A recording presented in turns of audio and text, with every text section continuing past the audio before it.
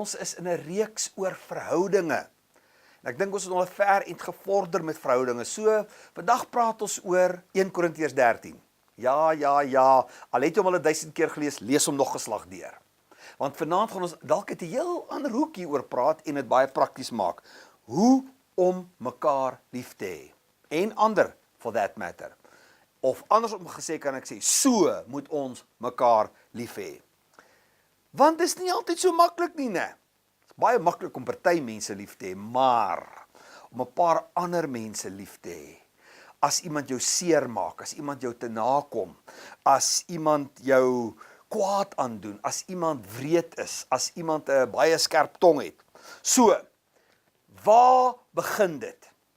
Ons kan hierdie vanaand se geselsie ook sommer in die vorm van huismaakfondasie mure dak. Waar begin dit? Hoe begin ek? Waar begin ek? Wel, daar's notas. Matteus 22 vers 34 tot 40. Gaan lees dit, bespreek dit. Wat verstaan jy onder hierdie gedeelte? Waar begin hierdie liefde waarvan ons praat? Hoe lyk die fondasie?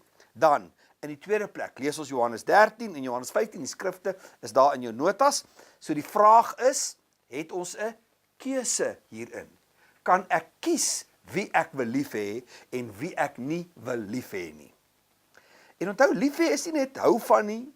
Lief hê is nie net ek is vriendelik met jou nie. Lief hê is tog baie meer as dit, né? So, het ek 'n keuse. Dan, in die derde plek, Matteus 5, vers 42 tot 44, vraag, hoe op die aarde kry 'n mens dit, wat daar staan, reg? Hoe is dit enigsins moontlik? En dalk leer die sleutel in twee tekste wat ek jou daar gee, in Psalm 103 en in Romeine 5. Dalk is dit die sleutel om by daai soort liefde uit te kom.